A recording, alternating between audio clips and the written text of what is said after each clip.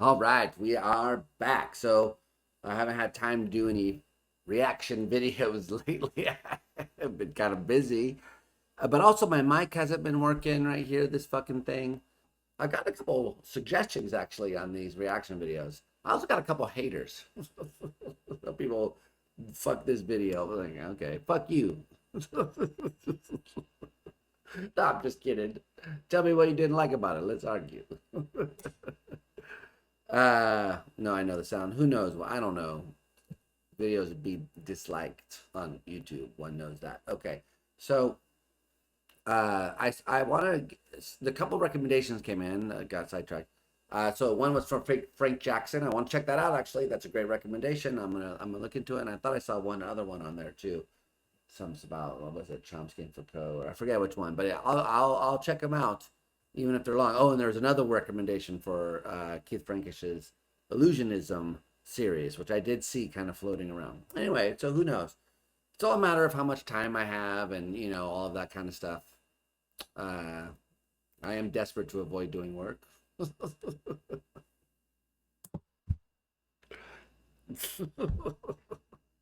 Wait, this is work. This is public philosophy, you fuckers. I should have let you guys see how I really am.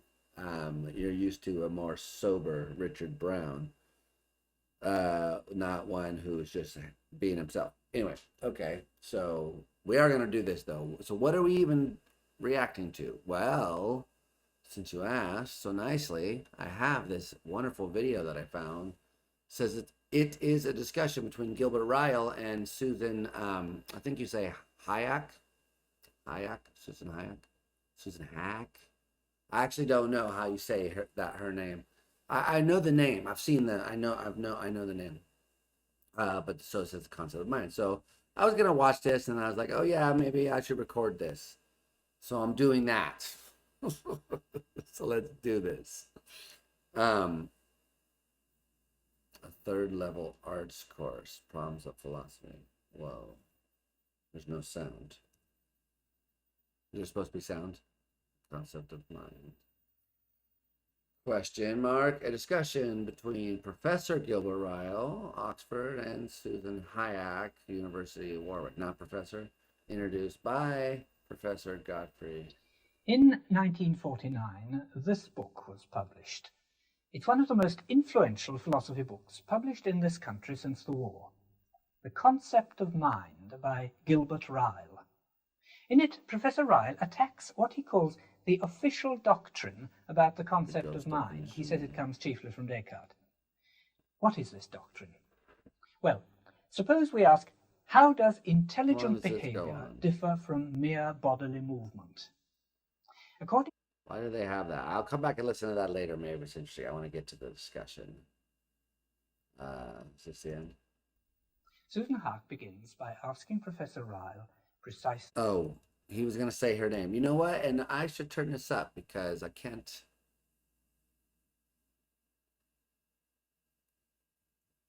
hear it very well. I know you guys can't tell. All right, fine. I'm going to listen to the whole damn introduction. Ah, fuck. I'm speeding it up, though. Fuck you. I'm speeding it up. 1.5 might be too fast for this British accent. Let's try.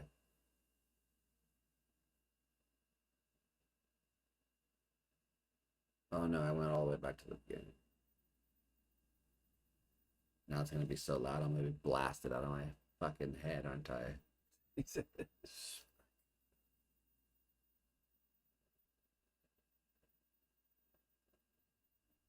Professor Godfrey. In 1949, this book was published. It's one of the most influential philosophy books published in this country since the war. The Concept of Mind by Gilbert Ryle. In it, Professor Ryle attacks what he calls the official doctrine about the concept of mind. He says it comes chiefly from Descartes. What is this doctrine? Well, suppose we ask, how does intelligent behavior differ from mere bodily movement? According to the official doctrine, the difference is in something preceding or accompanying the bodily movement, something that causes the movement to occur. And this cause of the movement is thought of as something the person does on another plane of existence, so to speak, on a mental, or, as Ryle describes it, a ghostly plane. In The Concept of Mind, Ryle...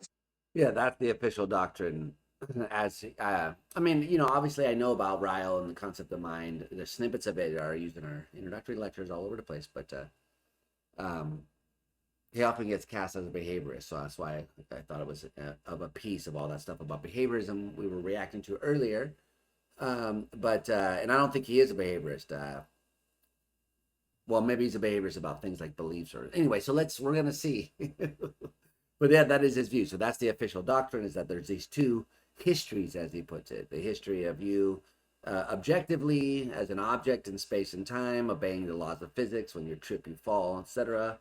Um, and then there's the history of you as this mental entity that somehow is private and only knowable by you, and so forth and so on. So that's the official doctrine. That's the when something happens in the physical world, it's caused by this non-physical external mind. That's the ghost in the machine that Ryle wants to criticize, that he thinks comes from Descartes.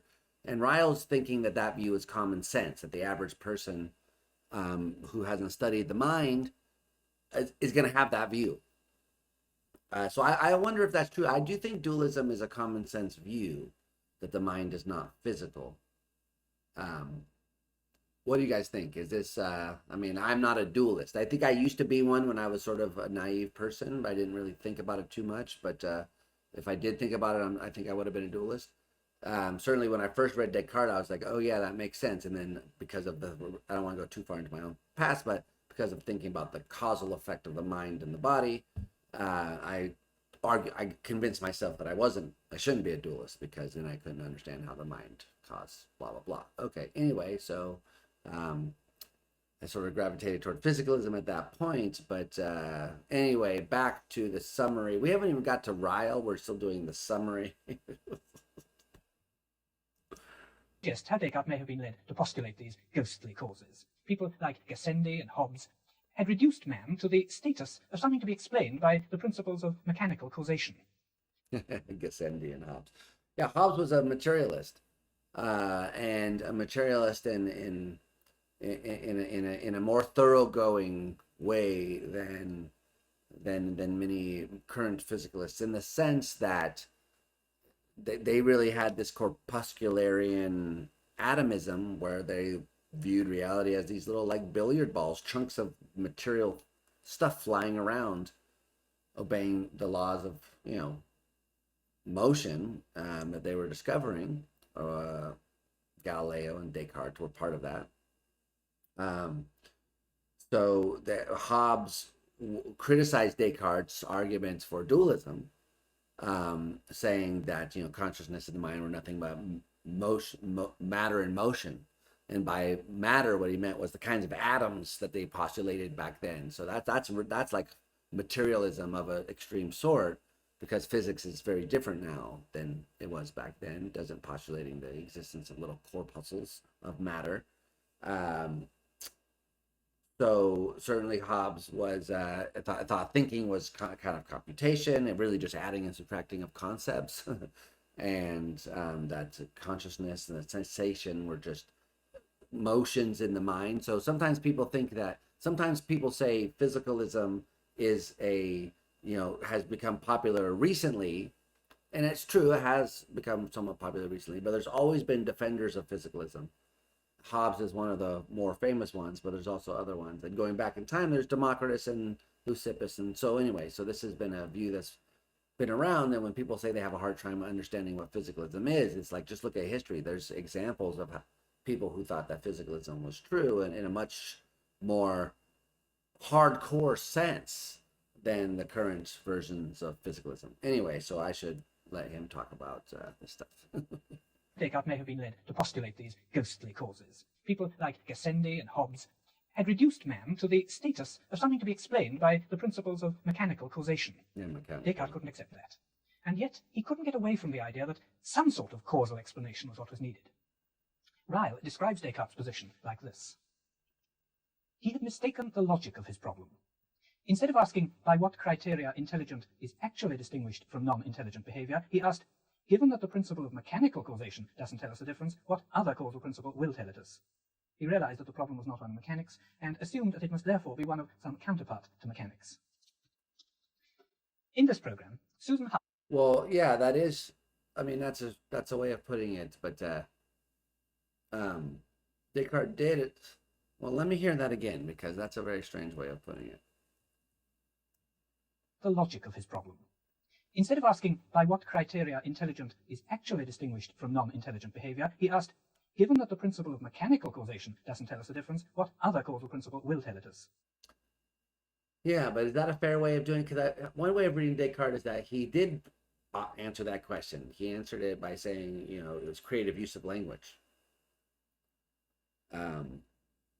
which distinguished the two kinds of behavior. Mechanical explanation could explain everything up to creative use of language, and the mind generally as well. So instead of asking what's the difference between intelligent and non-intelligent behavior, he said, given that mechanical things can explain it, what else does? But he did ask what's the difference. The difference is that it seems to involve this mind stuff having to do with creative use of language. Anyway, so, okay. I must be misunderstanding what point is made. Okay, anyway. He realized that the problem was not one of mechanics and assumed that it must therefore be one of some counterpart to mechanics. In this program, Susan Haak, lecturer in philosophy at the University of Zurich, asks Professor Ryle about some of the main themes of his book. This was a long discussion, as philosophical discussions tend to be, and we've chosen the three parts which are most relevant to the correspondence material. Susan Haak. Oh, that's too bad. So they had a footage of a longer conversation. I wish they'd put the footage out. I should look around and see if it's there. I wonder if it is. I'd like to see some of the other stuff. Anyway. Haak begins by asking Professor Ryle precisely what he thinks Descartes was up to. I'm not altogether clear whether you take Descartes, or perhaps we should say dualists in general, to be trying, and indeed if this was what they were trying to do. Wait, what was that? Do you take Descartes or who in general? What the? That's a weird accent. What accent is it? Where is she from?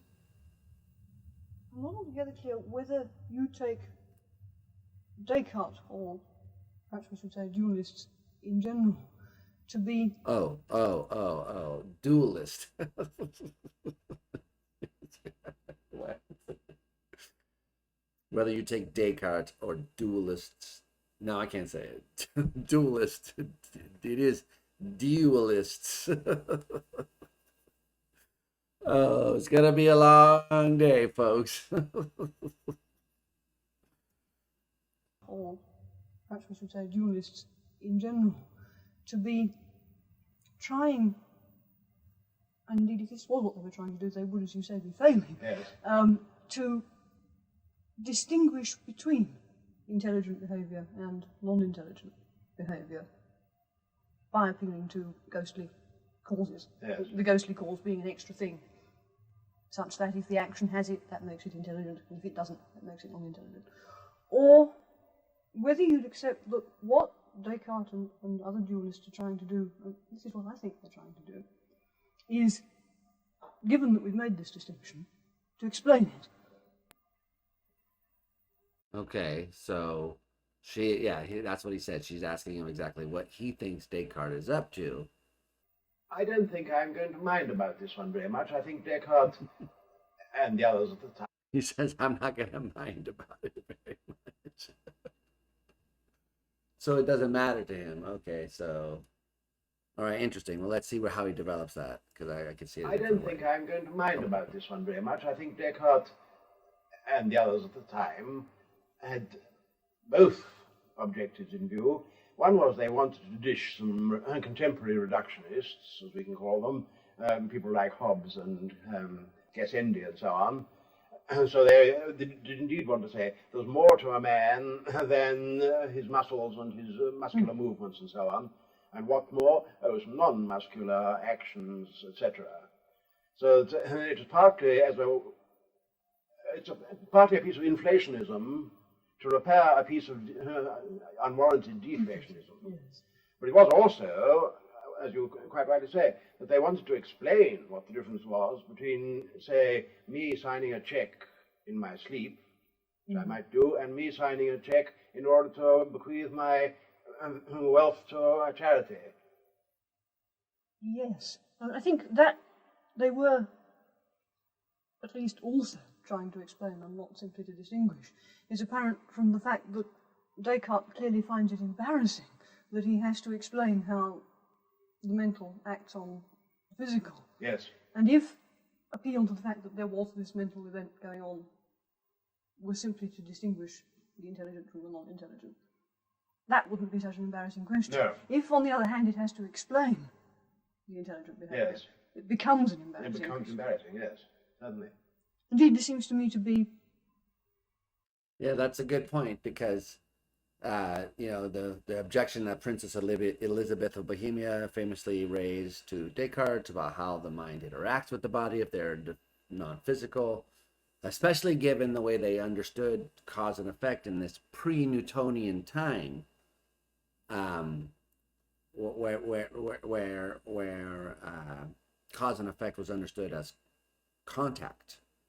Communication of force through contact, and that's the way all mechanisms in the true sense of that word, at least in the 17th century Descartes Cartesian sense of the word, a mechanism was a system of physical things that all contacted each other in the right way, such that certain motions in one element of the system would push on other elements of the system and cause motions there, which would then do various things, pushing on other elements, pulling things, blah, blah, blah. But it was all done by contact.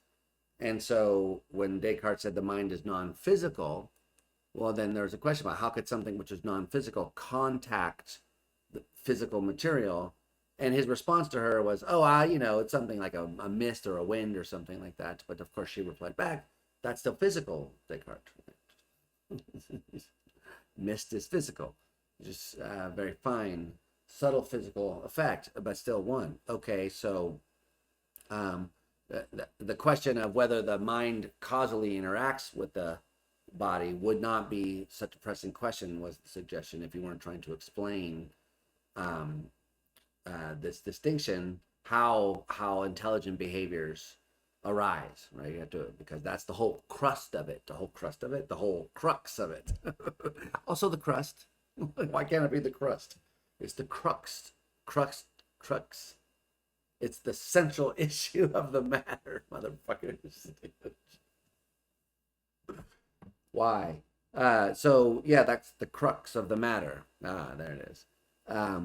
Is how do you explain how this behavior, which you call intelligent, is generated? Answer: non-physical mind interacting with it. Question: how do they interact? That becomes very pressing if your goal is to just explain. If your goal is merely to distinguish intelligent from non-intelligent behavior, then it doesn't really matter how you, if they explain, you can explain how they're connected. You say, I don't know, they're connected somehow, but these are the ones. Okay, but he said he wasn't going to mind too much about that. He said they had both of the views, both of those goals in mind when they were formulating it. So yeah, what was she intending the original question to?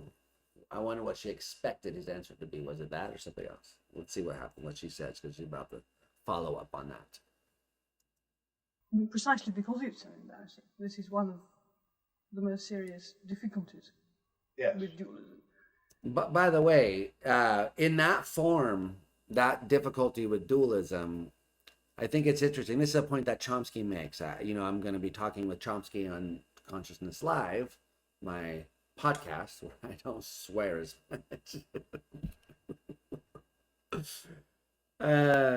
much. But anyway, I'll be talking with him. And one of the central arguments that he develops is that once Newton gets around and shows, he comes up with these equations that describe gravity and so forth, inverse square law, but cannot explain mechanically how that happens, how the sun and the moon and the earth affect each other over vast distances, was not something that he could understand. And there's lots of places you can see where people think it's like a conceptual absurdity, and people didn't adopt the physics for a while anyway, blah, blah, blah. So then you can just say, well, gee, I guess you could go, I sort of think two things happened. One is that one group of people went and said, gee, well, if matter can have all these weird properties like gravity, then why not mind too? And that's the way Chomsky develops the argument. But you could also develop the arguments by saying that,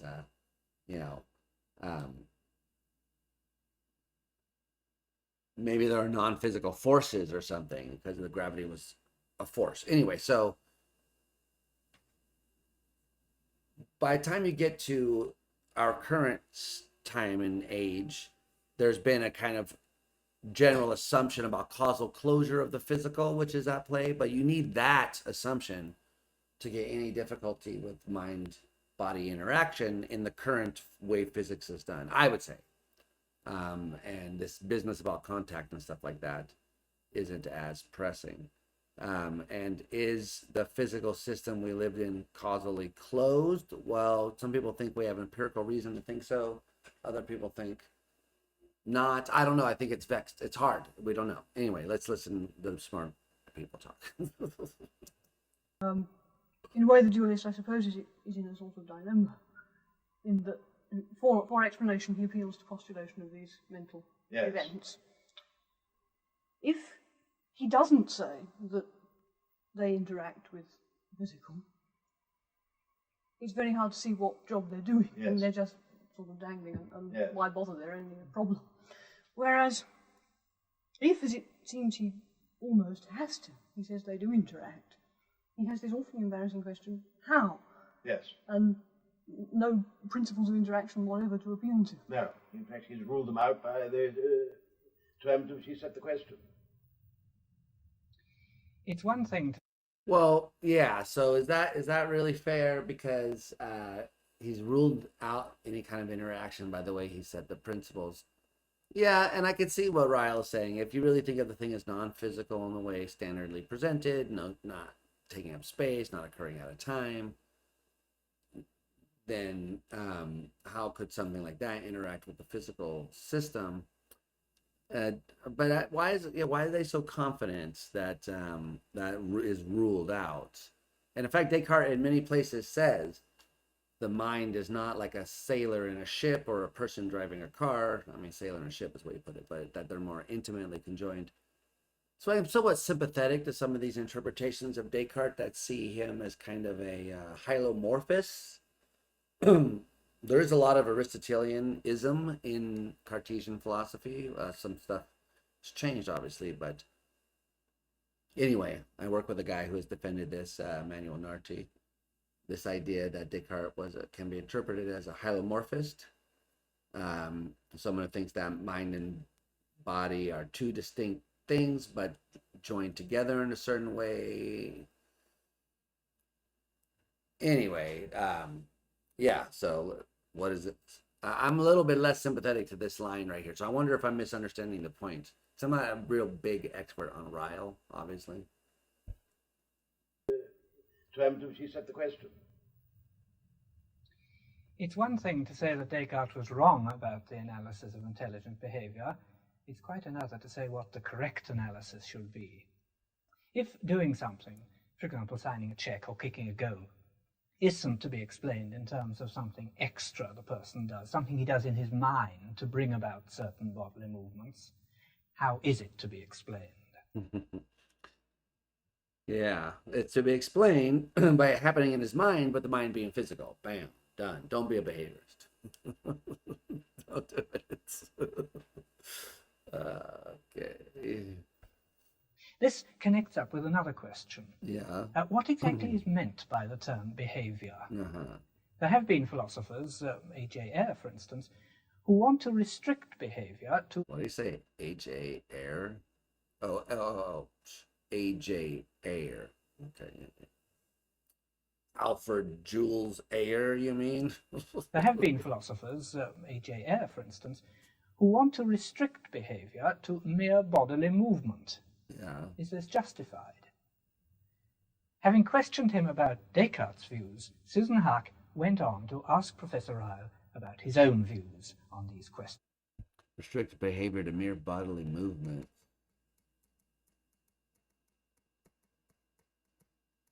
What's the idea there that Ayer had?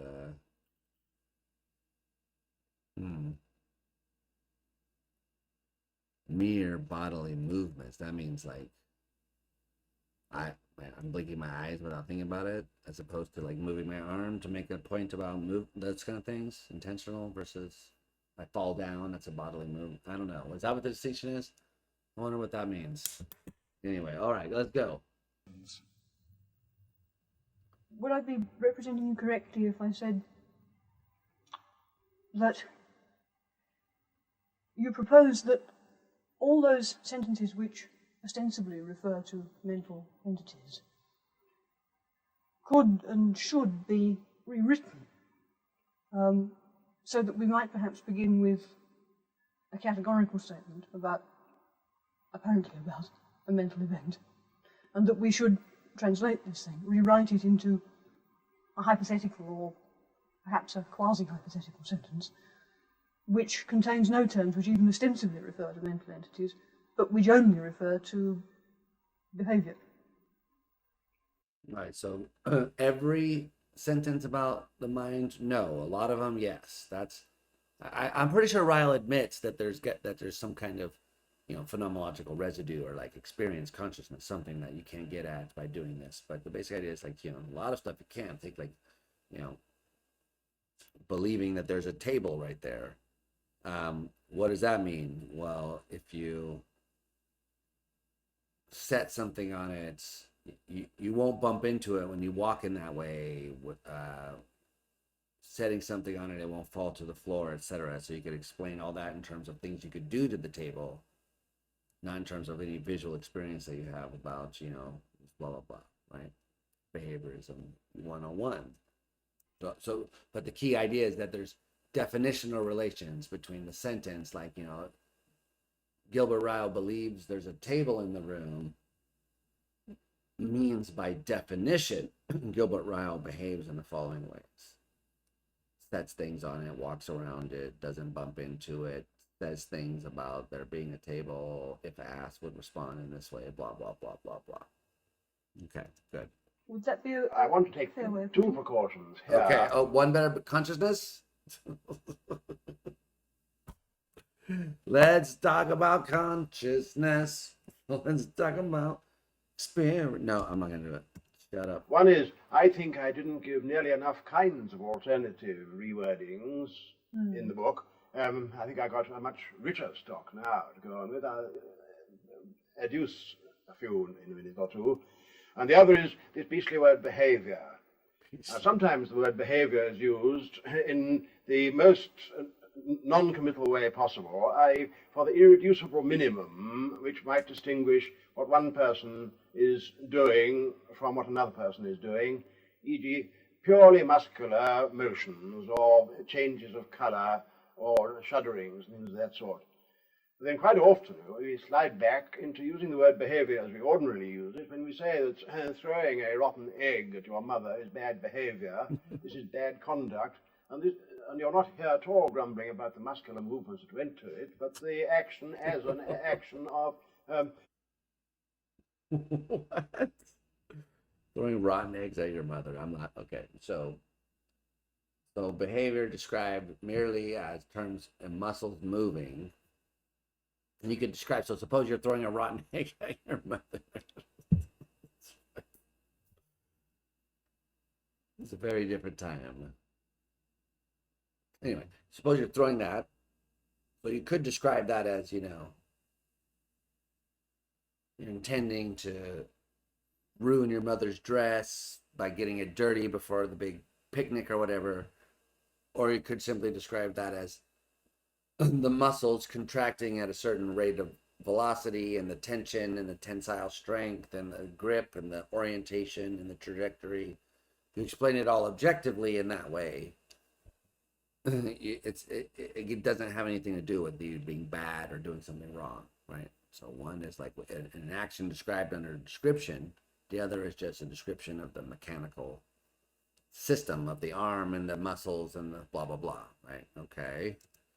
Grumbling about the muscular movements that went to it, but the action as an action of unfilial offensiveness. Well, now, it's the latter which is the natural use of the word behaviour. But still, the fashion has grown up of using the word behaviour for what behaviourists say that they believe only in. There is a rather clear motivation for this. Yes. I mean, I agree. Right. So I think what you just said is the behavior. Excuse me. The ordinarily we use the word behavior to mean the other thing. Like that's bad behavior. You're acting badly. Like stop doing that. You're throwing eggs at your mother. But behaviorists of the day. This is 49, or when was this recorded? 50 something. I don't know. Behaviorists of that time apparently were using behavior in a much more limited sense to just mean these kinds of things. So, but what was his point right there at the end? Grown up of using the word behaviour for what behaviourists say that they believe only in. There is a rather clear motivation for this. Yes. I mean, I agree. Unhappy. Yes. Shift, surely, which is that persons who use behaviour in the way you don't care for are apt to want. So, what is his point here then? So, what was the point he was making? He was saying, of course, obviously, he was saying. You gotta help me. The way behavior is typically used is in this much richer sense, and when he thinks you can say these sentences can be reduced to behavior, he means it in that richer sense, as opposed to what the behaviorists mean when they say that is simply bodily, what was shudderings and contractions of muscles. So yeah, I think that's the precaution that he wanted to give, right? So the beastly term behavior can be used in this austere sense or this other kind of typical common sense way. And I think what he's saying there is that he means the common sense way, which would be more in tune with the Oxford philosophy of the time, being influenced by ordinary language philosophy and the way we typically speak and so forth. That's the way I'm interpreting what's happening there. But what was now I'm missed what she was saying. Okay. Behaviourists say that they believe only in. There is a rather clear motivation for this. Yes. I mean, I agree. Unhappy. Yes. Shift, surely, which is that persons who use behaviour in the way you don't care for are apt to want to make what they're talking about as observable as possible. Yes. Yes. And to pair off from it yes. all those factors which might be thought not observable. Yes. Although, of course, observable is going to suffer from precisely the sort of range. Yes. Yes. Yeah, exactly. So the behaviorists were the scientists. They wanted something observable, something you could measure, something that you could see and I could see, and whether something is bad or not. I mean, you could look at that same action and not think of it that as bad. Maybe you think of it as like, a rite of passage, or defying your mother in such a way. The example is ridiculous. Yeah. Now I think I imagined it. Did he really say throw a rotten egg at your mother? Oh my goodness. Right. So two people could observe that and disagree about whether it was a bad action or something. But they can't disagree about whether this muscle extended in this way, fingers releasing in this way, egg trajectory, etc. Those are things they could agree on. So I think that's her point here, is that the more austere notion of behavior is arrived at by a quest to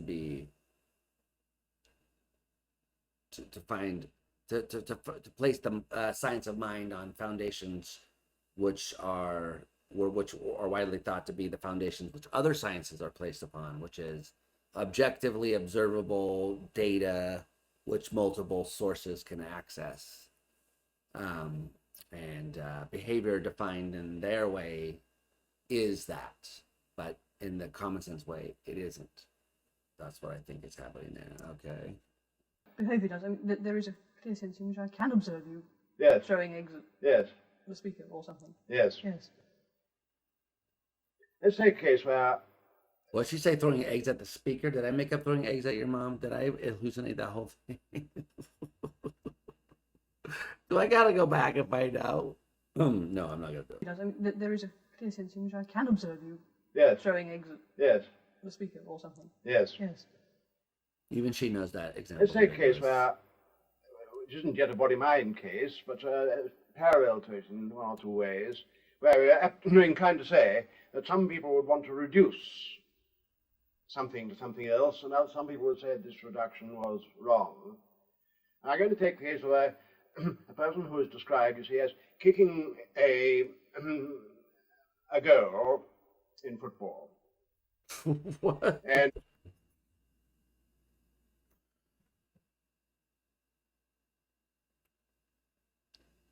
Kicking a girl in football. Someone who can be described as kicking a girl in football. So in football, do they mean soccer? What we Americanos would call soccer? Or does he mean American football? What we Americans would call football. I don't care about either one. Honestly, I'm not a sports fan, so whatever. But kicking a girl, okay, so this is going to be the kind of example I just set up, right? You can see it as right or wrong. I can see it as right. Not, no, I don't want to see it as right. You see it as right. Back to it. a girl in football. And then what is he? What a girl kicking a girl? He thought about it too. You can see kicking. Find something. Find something. Oh, a girl. No. A girl in football. And somebody says kicking a girl in football is nothing but propelling a ball with your foot so that it then flies between two posts, which are called goal posts. Oh, kicking a goal. What?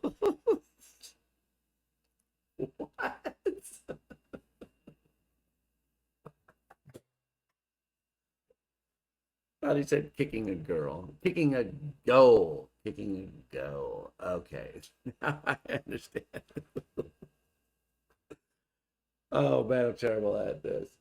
Kicking a goal. Okay, so now I know what they kicking a goal. So one person can describe it as kicking a ball between two posts. So what's the other guy can describe it as? Oh my God. Okay. That's all the kicking a goal is. Yeah. And then Provided somebody they says, aren't your goalposts. sorry? Provided they aren't your goalposts. Well, I was going to say, provided they aren't your goal posts, provided it isn't a Okay. ping pong ball which you just fetched out of your pocket, provided the game has begun and hasn't finished and there isn't an interval on a time, provided that you haven't strode in from an adjacent. Oh, I see what's happening here. Okay, so you can't say that kicking a goal.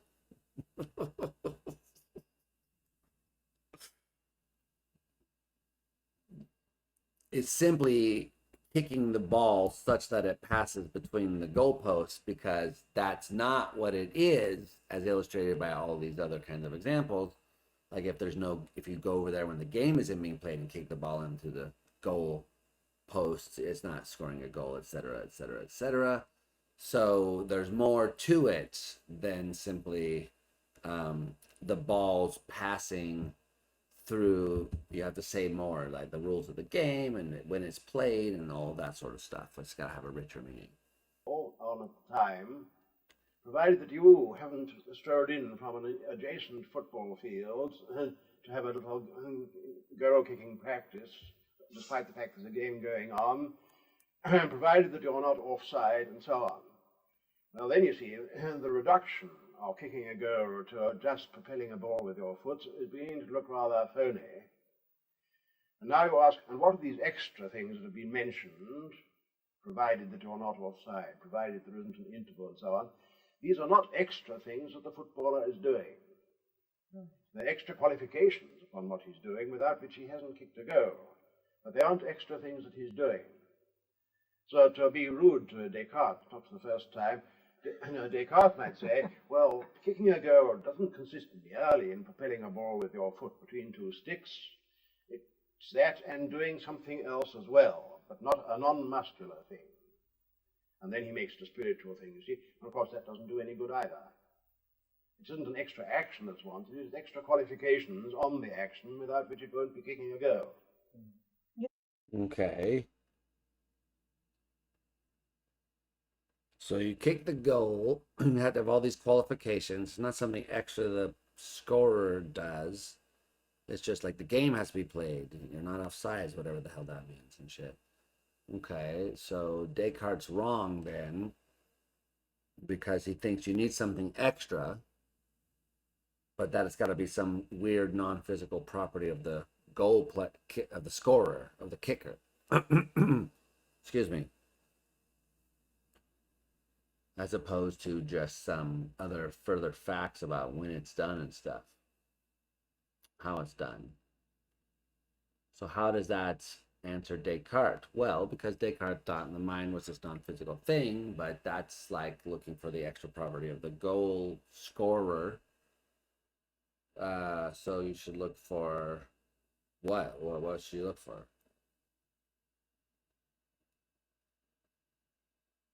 The contextual stuff is more behavioral stuff. Yeah, interesting. Okay, that's a nice way of putting it. It's just another way of saying the category error thing, right?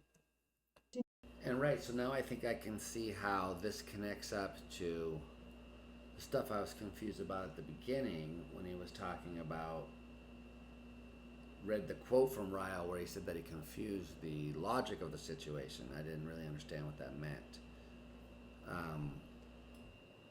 So Descartes says we can't explain something mechanically, so therefore there's got to be some non-physical explanation. So what we're seeing here is that what Ryle's trying to do is say, no, he's right that you can't explain it mechanically, but he's wrong that you need some non-physical explanation. Because just like the footballer, the explanation is in terms of other things going on around, which are perfectly physical. And so like this robot example, we say the robot can't sign his name, but not because he's lacking something non-physical. But Indeed, I mean, that would be perfectly clear from a parallel but slightly different case. One could, I imagine, concoct a machine ingenious enough to, one would have to christen it, to sign its name. Yes. For example. And this machine could write its name, but it couldn't unless we told an exceedingly complicated legal story. Do such a thing as, I don't know, sign its will. No. And this not because it was failing to do some special, mysterious, ghostly thing, but simply because it wasn't embedded in a suitable legal context. Yes, certainly. And I imagine that in a situation in which machines could own property and pass it on, it would become possible for it to do that, wouldn't it? And those conditions. yeah, so but again, does that really apply though? Because sure, if you built a machine that could sign a name, you gave it a name, say George, you built a machine that signed the name George, took a pen and wrote the name George, well then that doesn't mean it could sign a will, but that doesn't mean that signing a will is some weird and mysterious thing. It means there's a whole bunch of other stuff, physical stuff that needs to be in place. But I'm not sure how that applies to the intelligent behavior. Is the idea that this behavior only counts as intelligent given like the society and the way those other physical facts about the person that go beyond the person, but they're still like the societal system, they're embedded in the structure of institutions and culture, etc. Is that the point that they're making here? I might be missing what's going on. I should have read something about a little bit more than just the general stuff about Ryle's views. I'm not exactly sure I'm getting it. Let's continue. Maybe it'll become clearer. I've got to be satisfied. Could I just sum up that last bit? Yes, please.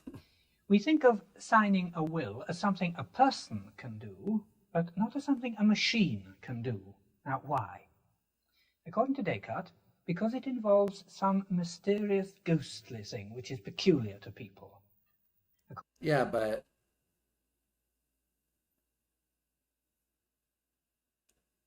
isn't one of the assumptions of the way they set it up that the machine just signs its name? But if the machine was like in every way similar to us,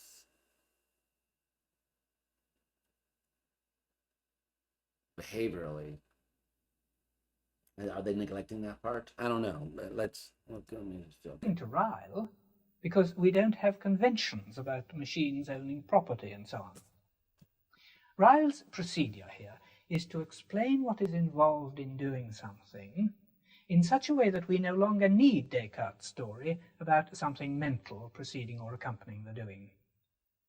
I think this works for things like kicking goals and signing checks, but aren't there some things for which it doesn't work? Take imagining, for instance.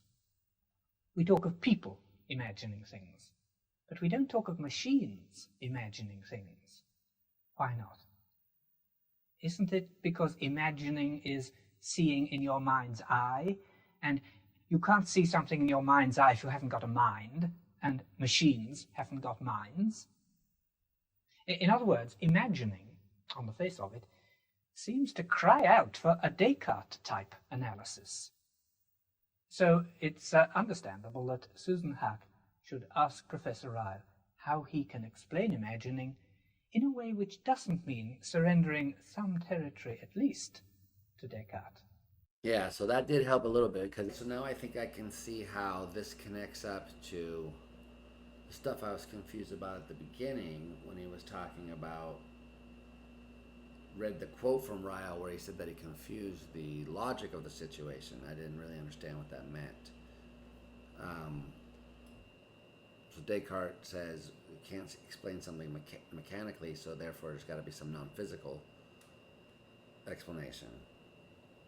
So what we're seeing here is that what Ryle's trying to do is say, no, he's right that you can't explain it mechanically, but he's wrong that you need some non-physical explanation. Because just like the footballer, the explanation is in terms of other things going on around, which are perfectly physical. And so like this robot example, we say the robot can't sign his name, but not because he's lacking something non-physical. So they can't sign a will because we don't have the social conventions, not some, they don't have consciousness, or so if we simply change the laws and count them as people, then they could sign wills. But Descartes argued they couldn't even understand language, and is that merely, does it really, yeah, anyway, so I'm not sure it applies. Okay, but I think that point about imagination is the closest we're going to get to consciousness in this discussion, so let's let barrel ahead and see what they say. I think we could connect what we've just been talking about with some parts of the concept of mind. For example, you discuss visualizing or imaging at some length. And if we take the example, which by the way, not everyone can visualize or image something. Some people have aphantasia. I think I myself is one of these people, by the way. But I certainly think I have an imagination. I can imagine things, but I just don't picture things in my mind when I imagine things. So I agree with the point maybe that you need a mind to imagine things, but I don't think that you need to be able to picture things, like have imagery in that sense.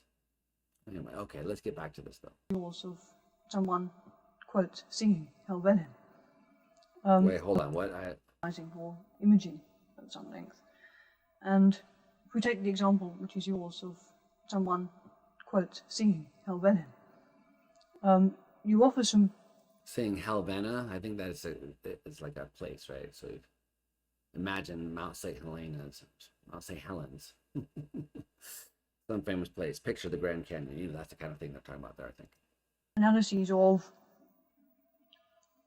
X fancying that he sees Helvellyn. Yes. And of X pretending that he sees Helvellyn. So to fancy something is to want it, right? To desire it. So give an analysis in terms of them to want it. So I'm picturing it, and instead of picturing it, there's analysis in terms of wanting it, and etc. X pretending that he sees Helvellyn. To pretend to see. Each of which come out in behavioural terms rather neatly. I think one can't help feeling that there's a set of cases, and what's more, an important set of cases, which have somehow fallen down the middle of these. And if we take the analyses that you do give, I know what it's like to pretend to see Helvellyn. I mean, you and I are on a mountain walk, and you're flagging, and I make a great show to you of saying, well, there it is, not far to go. And that's pretending to see it. Yes. Fancying that I see it is at least being disposed to be taken in.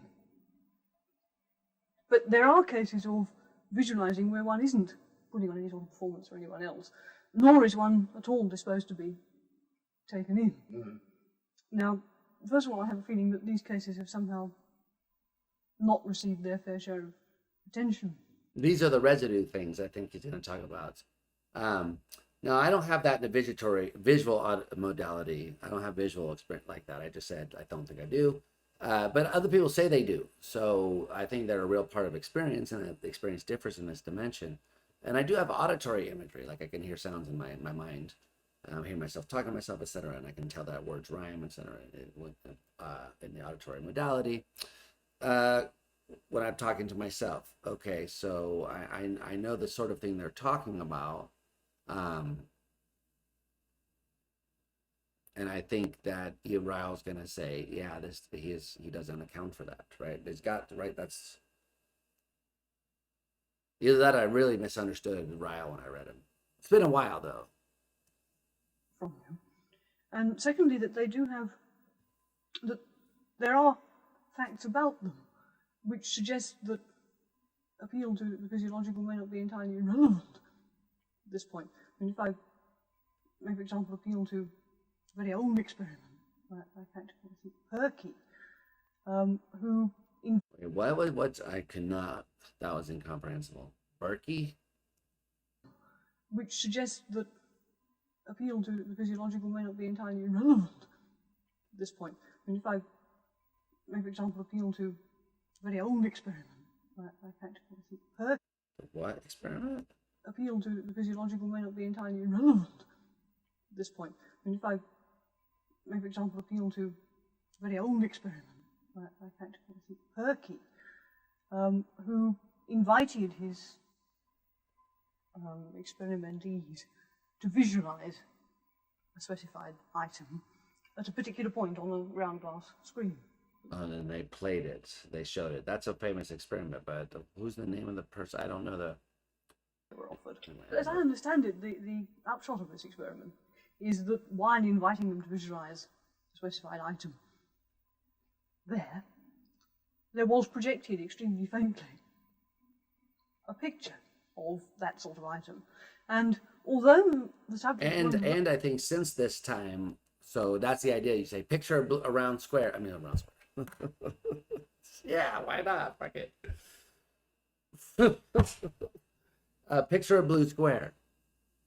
Then while people are visualizing the blue square, they actually put a little blue square on the screen, and some people don't notice.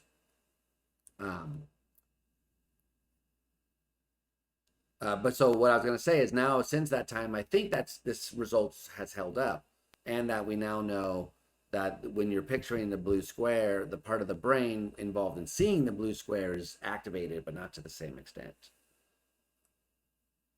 It's not really my super area of expertise, but I'm pretty sure that's something that's on stable empirical grounds. Okay. There was indeed this picture. Which should put pressure on any real behaviorist, right? So that Ryle better at this point out himself as not a real behaviorist. That sort of item.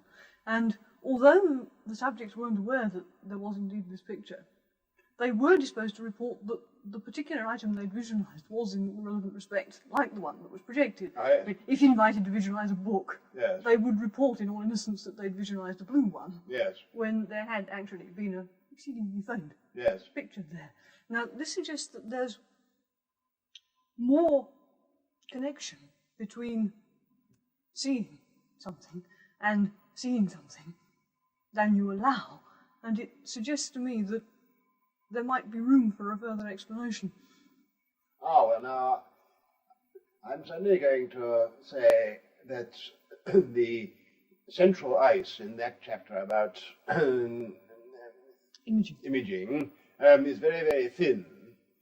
But I'm not going to allow that the way to thicken it up would be to say, well, really, seeing in your mind's eye and seeing things with your eyes open have got much more in common than I had supposed, but really seeing in your mind's eye is three-quarter seeing or half seeing or being a bit active in the retina or something of the sort. That wouldn't be the right, would be even if it was true, that wouldn't be the right sort of story. Sorry? That would be faintly seeing or dimly seeing. Faintly seeing or embryonic seeing or something of the sort. It wouldn't be seeing in quotes, i.e. Seeing in your mind's eye. Susan then asks Gilbert Ryle. So his objection, there was an edit there too. I wish I saw what was there in that section. But what he was saying is I wouldn't, so what he's trying to say is when you visualize something, you're not really seeing it. You're quote seeing it, which is to pretend to see it. You're making believe as if you're seeing the thing, but there's nothing in common with really seeing the thing, like no experience, I guess, right? Or yeah, I don't know, but so what was his? I don't really get the response. That wouldn't be the right. Would be faintly even if it seeing is or true, that wouldn't be dimly the right sort seeing of story. something. Sorry. So she seems to be objecting there that that's not what she means, because that would be faintly seeing or dimly seeing, and that's not what she's saying. She's saying, she's not saying imaging is like, no, what she is saying, yeah, imagining something is like faintly seeing it, right? Is that? But some people report that as real vivid or hyper imagers. So there's just a range of abilities here.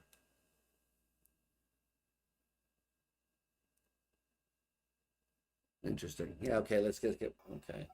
I'm certainly going to say that the central ice in that chapter about imaging is very, very thin. But I'm not going to allow that the way to thicken it up would be to say, well, really, seeing in your mind's eye and seeing things with your eyes open have got much more in common than I had supposed.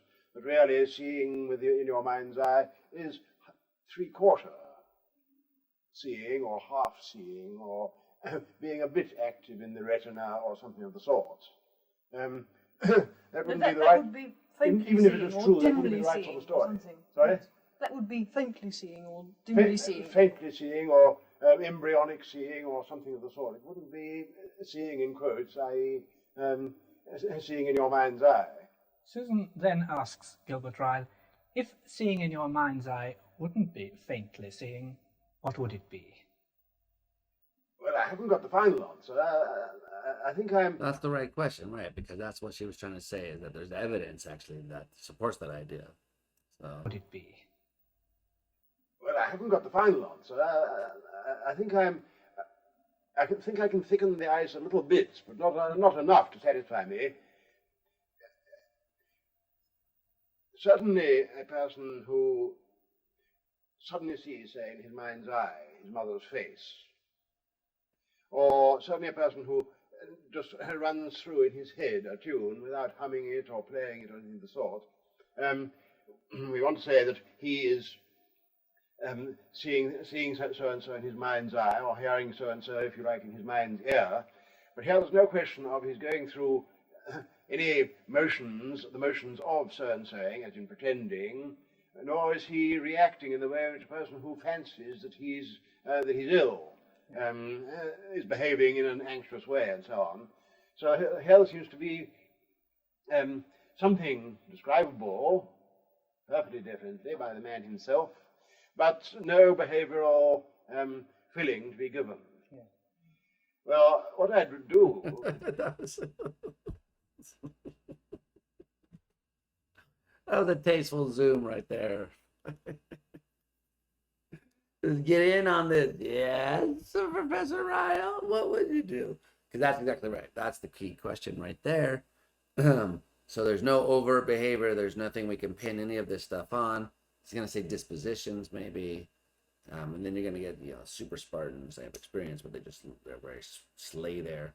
No behavior.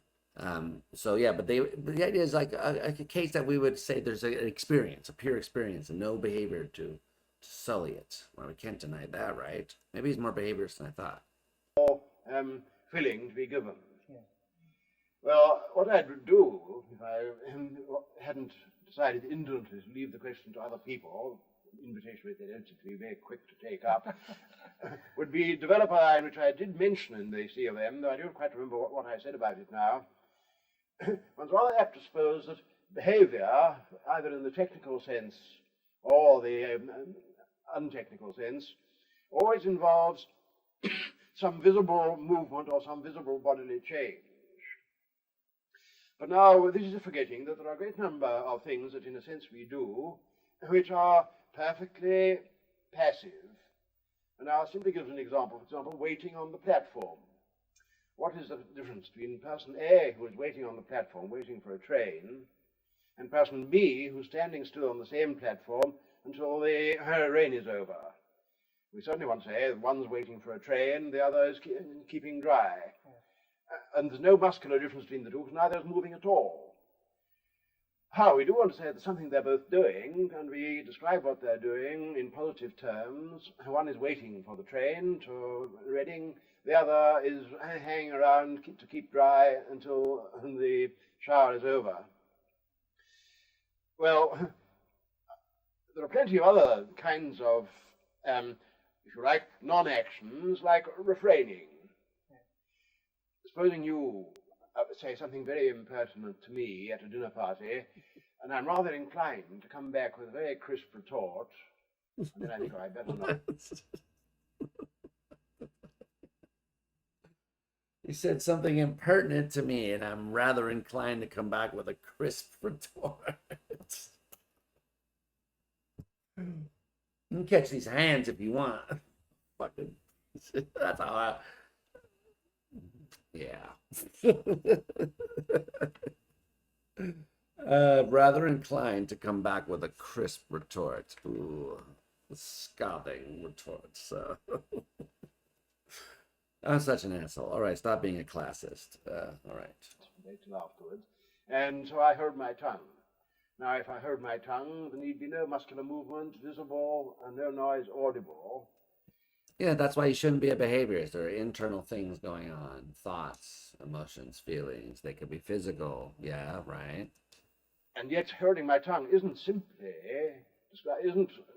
describable simply as not making any noise. It's deliberately not making a noise of a very particular sort, one which I could indeed perhaps quote afterwards. I was about to say to you so and so. Well, what I'd like to do is to see whether I couldn't, by developing this notion of negative, inert behavior, find a place for... Sorry, I just got distracted.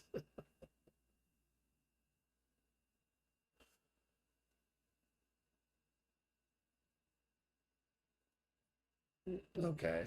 The non-behavior that goes with, e.g., hearing a tune running through your head or seeing your mother's face in your mind's eye. Whether it could be done or not, I don't know, but that's what I'd like to try out. Because otherwise one's left with, so to speak, with a Cartesian relic, something which seems to be mental and hasn't got any thickening behind it. Do you think that the Wait, so I'll hold on. I don't understand any of that. Let me listen to that again. And yet, holding my tongue isn't describable simply as not making any noise. It's deliberately not making a noise of a very particular sort, one which I could indeed perhaps quote afterwards. I was about to say to you so and so. Well, right. So then there's some mental thing which we can find in the brain that's happening, which you're not externalizing. It's only if you're a behaviorist that you're going to have any.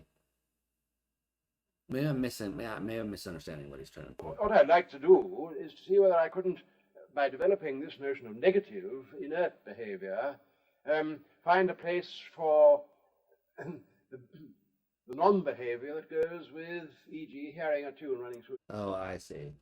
So,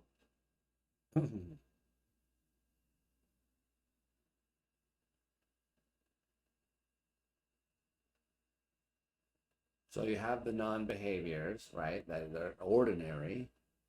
So standing in the rain, standing under the awning to avoid the rain versus standing there to wait for the next train. They're both doing exactly the same thing, standing there. No behavior that distinguishes what they're doing at that moment, we may say, but they're doing different things. So now we come with someone says, so I'm picturing something or I'm hearing something in my mind. And they're not doing anything. So maybe that's a kind of behavior, like the kind of waiting one. That's the idea. Your head or seeing your mother's face in your mind's eye. Whether it could be done or not, I don't know, but that's what I'd like to try out.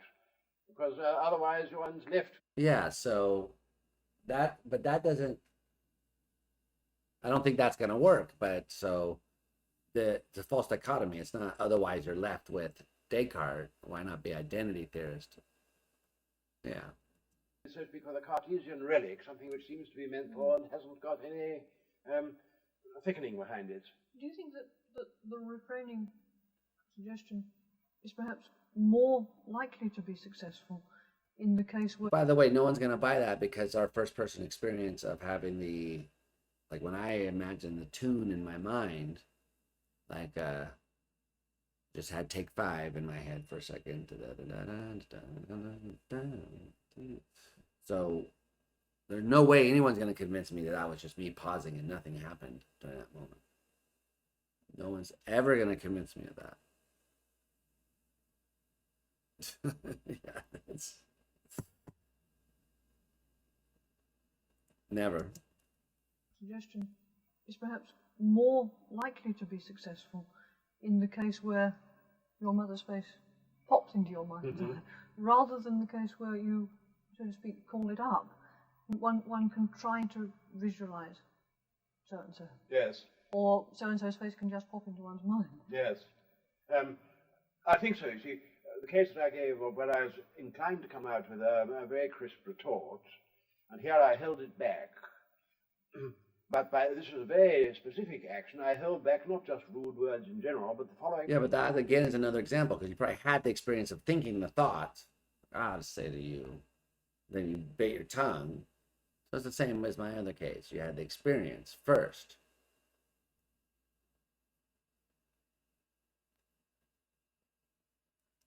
What is it? But this was a very specific action. I held back not just rude words in general, but the following 5 rude words, which I can now quote to you. So here there were 5 words which I refrained from uttering. But the camera wouldn't have registered anything, nor would the tape recorder. Well, I'm afraid we're going to have to refrain from uttering any more words, rude or otherwise, because our time is just about up.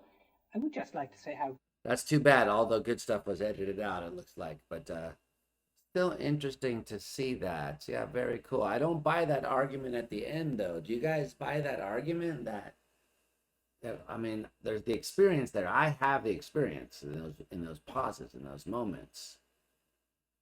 It's not like I'm just sitting there blank.